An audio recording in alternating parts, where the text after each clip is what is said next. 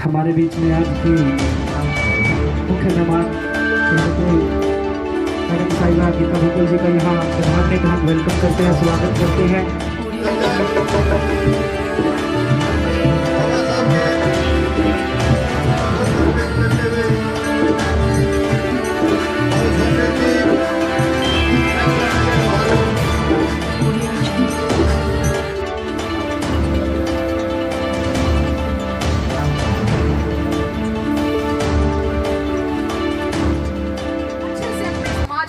अच्छे से अपने प्रदेश में जो है वो कार्य करने का हम काम करें। तो मैं समझती हूँ हमें बाबा साहेब अम्बेडकर जी की जयंती मनाने से या उनकी पुण्यतिथि मनाने से केवल बात नहीं बनेगी।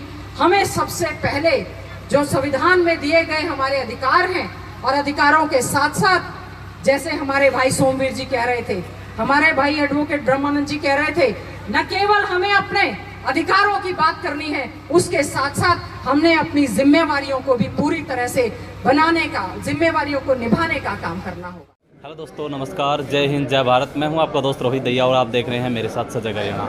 आज 6 दिसंबर को महापरिनिर्वाण दिवस जो डॉक्टर भीमराव अम्बेडकर की पुण्यतिथि के रूप में मनाया जा रहा है पूरे देश भर के अंदर। और आज सिंघानी गाँव के अंदर एक बहुत अच्छा प्रोग्राम किया गया जिसके अंदर कांग्रेस सरकार के अंदर शिक्षा मंत्री के रूप में संभाल चुकी हैं और अभी फ़िलहाल झज्जर से विधायिका भी हैं। गीता भुक्कल जी से बातचीत करना चाहेंगे। नमस्कार मैडम। नमस्कार जी। आज इस प्रोग्राम के अंदर पहुंचे हैं लोगों का व्यू देख करके और अम्बेडकर जी की पुण्यतिथि पर क्या कहना चाहेंगे? देखिए, बाबा साहेब भीमराव अम्बेडकर जी की पुण्यतिथि के अवसर पर मैं उनको नमन करती हूँ और श्रद्धा के सुमन अर्पित करते हुए यही उम्मीद करती हूँ कि जब हम उनकी चाहे जयंती मनाएं या उनका महापरिनिर्वाण दिवस मनाएं, हम बाबा साहेब को पूरा साल भर और हमेशा अपने जीवन में उनको हमें याद करते रहना चाहिए। जो बहुत ही बढ़िया संविधान उन्होंने देश को लिख कर दिया, संविधान के अनुरूप हमें कार्य भी करने चाहिए। संविधान के अनुरूप सरकारों को भी और आम व्यक्ति को भी अपने अधिकारों और कर्तव्यों का पालन हमेशा करते रहना चाहिए। सबसे ज़्यादा जोर उन्होंने शिक्षा पर दिया, तो शिक्षा के लिए शिक्षा का कानून है, उसके तहत हमारी जिम्मेवारी बनती है कि बच्चों को अच्छी शिक्षा दें तो वो अपने आप संगठित होकर संघर्ष करेंगे और अपने आप ही कामयाब व्यक्ति बनेंगे।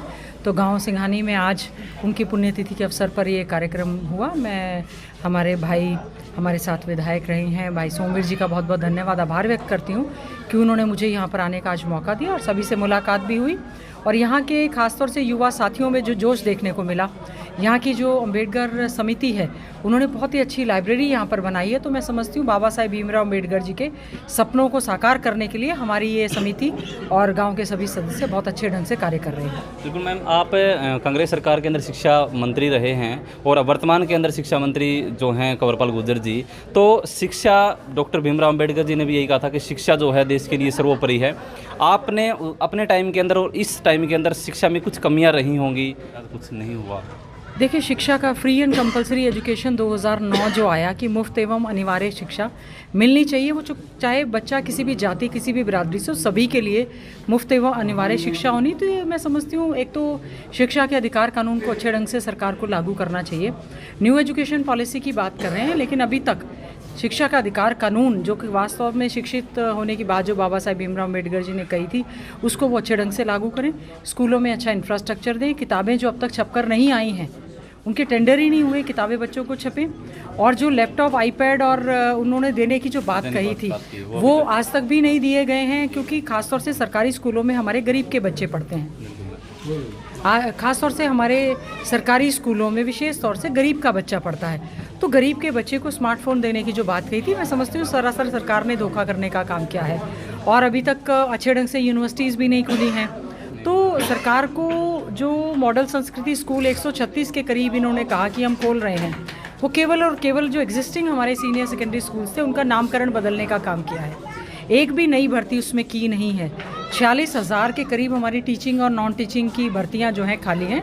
तो मैं सरकार से हम उम्मीद करते हैं कि जल्दी से जल्दी हमारा जो बेरोज़गार युवा पढ़ा लिखा घूम रहा है उनको ये सरकार जो है रोज़गार देने का काम करे।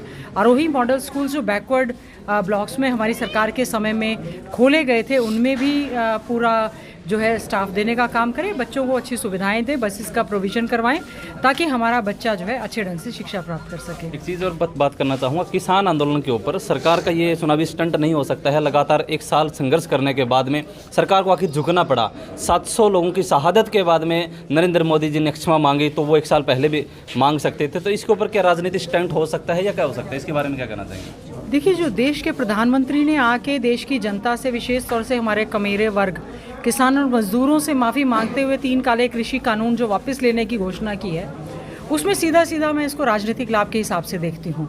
क्योंकि जो बाई इलेक्शंस हुए उसमें भारतीय जनता पार्टी का पूरी तरह से सुपड़ा साफ हुआ, उनकी जमानत जब्त हुई है, चाहे राजस्थान की बात हो, चाहे हिमाचल की बात हो या अन्य राज्यों की बात हो।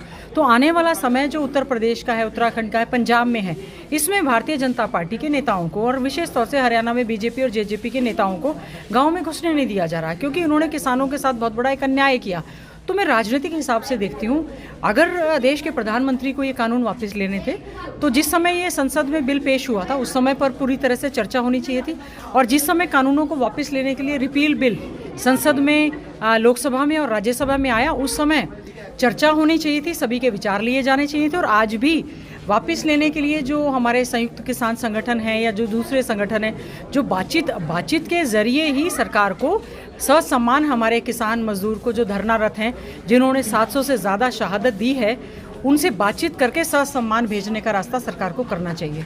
धन्यवाद सर।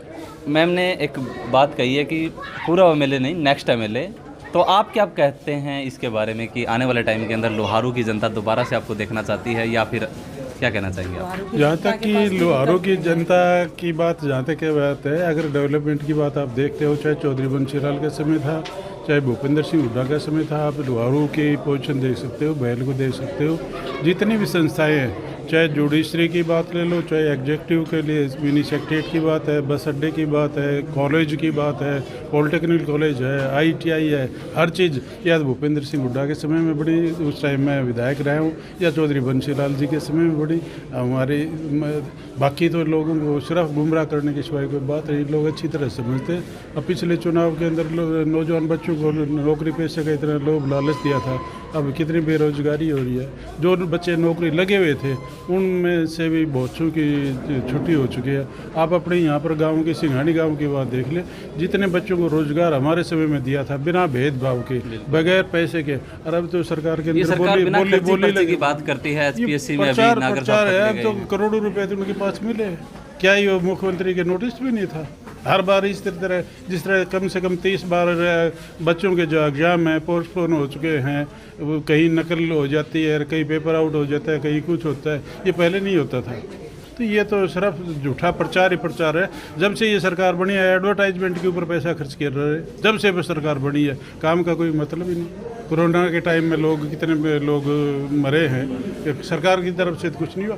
बाकी लोग जो गामा में जो जोड़ा छाप कहते हैं, उनकी मदद से लोग जरूर बचे हैं, बाकी तो कुछ नहीं, सिवाय झूठ के, गुमराह करने के, जाति के नाम पर, धर्म के नाम पर लोगों को बांटते हैं। यहाँ पर भी पीछे चुनाव में था, जो जाति पाति के ऊपर लोगों को बांट के लोभ लालच से कि चुनाव में कामयाबी मिली थी, वरना ये 75 का नारा दे रहे थे। अगर पत्रकार साथी या मीडिया अगर सच्चाई लिख देता भाई मुकाबला है, तो आप इनकी 30 सीट भी नहीं आती, जो उसके बावजूद, गुमराह करने के बावजूद। तो क्या लगता है नेक्स्ट चुनाव के अंदर कांग्रेस उम्मीद है हमारे निश्चित तौर पर, जब भी चौटाला परिवार भी एक होने की उम्मीद आ चुकी है, तो दोबारा से चौटाला परिवार का लोगों ने हालत तय की हुई है। जो इनकी सरकार थी, जो तो गुंडागर्दी थी, बदमाशियां थी, या नौकरी पेशे के अंदर जो लेन देन का सिस्टम था, लोगों तो कोई भूले थोड़े, ऐसी कोई बात नहीं।